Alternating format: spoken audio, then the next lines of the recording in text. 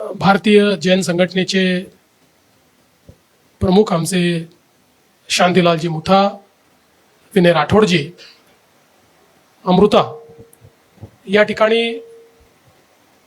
जो काही वाघोलीचा एज्युकेशन आणि रिहॅबिलिटेशन प्रकल्प आहे त्या प्रकल्पामध्ये शिकलेले, शिकणारे, यशस्वीपणे तिथनं बाहेर पडलेले असे सर्व आजी माजी विद्यार्थी आणि उपस्थित भगिनी आणि बंधूंनो, सर्वप्रथम आपल्या सर्वांना जागतिक योग दिनाच्या मी मनापासून शुभेच्छा देतो।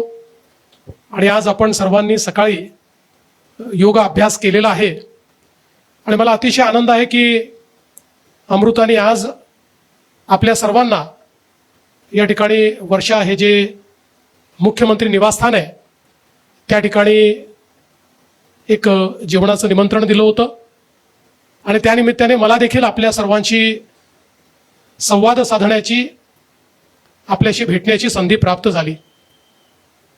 मी भारतीय जैन संघटना आणि विशेषतः शांतीलालजी मुथा यांचं अतिशय मनापासून त्यांचे आभार मानतो, त्यांचं अभिनंदन करतो की ज्या प्रकारे गेले कित्येक दशक अतिशय संवेदनशील मनाने वेगवेगळे प्रकल्प ते राबवतात, वेगवेगळ्या क्षेत्रात ते काम करतात।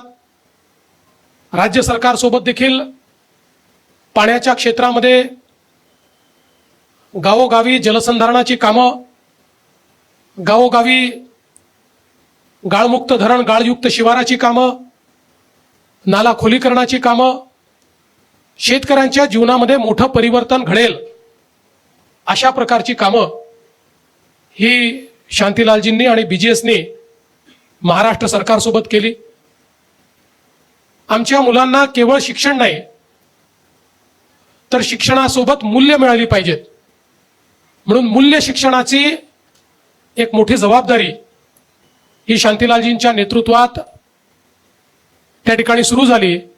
आणि आज महाराष्ट्र सरकारच्या लाखो शाळांमध्ये शिक्षकांना ट्रेन करून त्यांच्या माध्यमातून मुलांना केवळ शिक्षण नाही तर शिक्षणासोबत त्यांचं जीवन हे योग्य दिशेने गेलं पाहिजे, म्हणून मूल्य शिक्षण, संवैधानिक मूल्य, ऐतिहासिक मूल्य, जीवन उपयोगी मूल्य अशा विविध मूल्यांचं शिक्षण देखील आज शांतीलालजींच्या माध्यमातून अतिशय चांगल्या पद्धतीने हा प्रकल्प चाललाय। आणि आता हा महाराष्ट्रातला प्रकल्प संपूर्ण देशामध्ये हळूहळू एक एक राज्य तो स्वीकारतोय आणि सर्वांना त्याचा मोठा फायदा होतोय। आणि या सगळ्या त्यांच्या कार्यामध्ये हे देखील एक भारतीय जैन संघटनेच्या माध्यमातून महत्त्वाचं कार्य म्हणजे वाघोली एज्युकेशनल आणि रिहॅबिलिटेशन सेंटर ही एक अशी व्यवस्था त्यांनी उभी केली ज्यावेळी लातूरला भूकंप आला आणि त्या भूकंपानंतर अतिशय विदीर्ण अशा प्रकारची अवस्था होती आणि त्यावेळी या मुलांची सोय कोण करणार?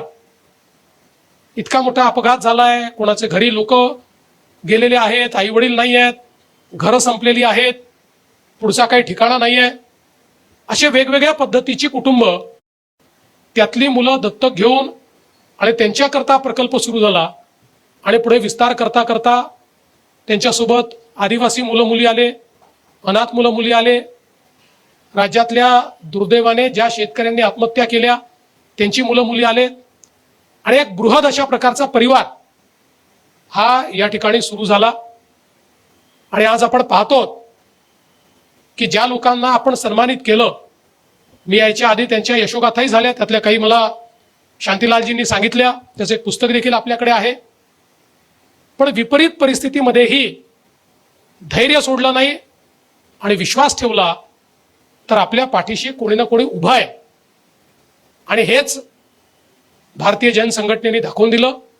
या प्रकल्पाच्या माध्यमातून समाजाची एक शक्ती ही या सगळ्यांच्या पाठीशी उभी केली आणि त्यांनीही परिस्थितीने खचून न जाता आत्मविश्वास मिळवला, संघर्ष केला आणि त्यातनं आपलं जीवन बदललं आणि आता इतरांचं जीवन बदलण्याचं कार्य हे त्याच यशस्वी विद्यार्थ्यांच्या माध्यमातून चाललेलं आहे.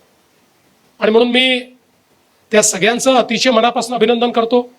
कोणी सरकारी नोकरीत गेला आहे, कोणी शिक्षक झालेला आहे, कोणी स्टार्टअप करताय, कोणी यशस्वी उद्योग लावलेला आहे. आणि प्रत्येकाची मानसिकता ही आहे की मला संघर्षातनं जे मिळवता आलं ते इतरांपर्यंत पोहोचवून त्यांच्या जीवनातला संघर्ष कसा कमी करता येईल, हा एक अतिशय चांगला प्रयत्न हा या सगळ्यांच्या माध्यमातून चाललाय, जो मला असं वाटतं की अतिशय स्तुत्य अशा प्रकारचा आहे. आणि म्हणून मी आज विशेषतः अमृताचे देखील आभार मानेन की तिने हा विचार केला.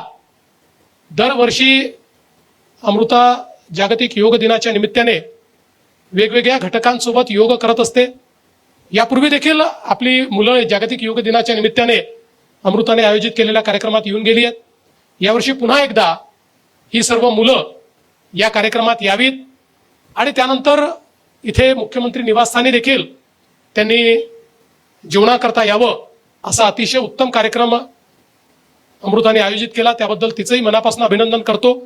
आणि अर्थातच या सगळ्यात शांतीलालजी तुमचं मार्गदर्शन हे नेहमीच असतं आणि ते मार्गदर्शन मला असं वाटतं की इतकं सकारात्मक आहे. शेवटी शांतीलालजी चांगले उद्योजक देखील आहेत, पण मला असं वाटतं की त्यांनी जीवनामध्ये किंवा त्यांच्या कुटुंबाने जीवनामध्ये धन जे काही कमवलं असेल त्या धनाची व्हॅल्यू ही त्यांनी जे लोकांचे आशीर्वाद कमवले आहेत, लोकांचं जे प्रेम कमवलेलं आहे त्यापेक्षा कितीतरी कमी आहे असं मानणाऱ्यांपैकी मी आहे. त्यामुळे मी तर असं म्हणेन की या आशीर्वादांमुळे जगातले सर्वात श्रीमंत तुम्ही आहात, कारण असे आशीर्वाद कमवणं हे जीवनामध्ये फार कठीण काम असतं. मी तुमचं विनयजी आहेत, तुमची जी भारतीय जन संघटनेची टीम आहे, वाघोली एज्युकेशन आणि रिहॅबिलिटेशन ट्रस्टची जी टीम आहे, तिथे काम करणारे जे शिक्षक असतील, कर्मचारी असतील, त्याला मदत करणारी एक खूप मोठी टीम आहे. या सगळ्यांचं अतिशय मनापासून अभिनंदन करतो. आणि या आनंद उत्सवामध्ये मला देखील आपण सर्वांनी सामील करून घेतलं त्याबद्दल आपल्या सर्वांचे आभार मानून मी माझे 2 शब्द संपवतो. जय हिंद, जय महाराष्ट्र.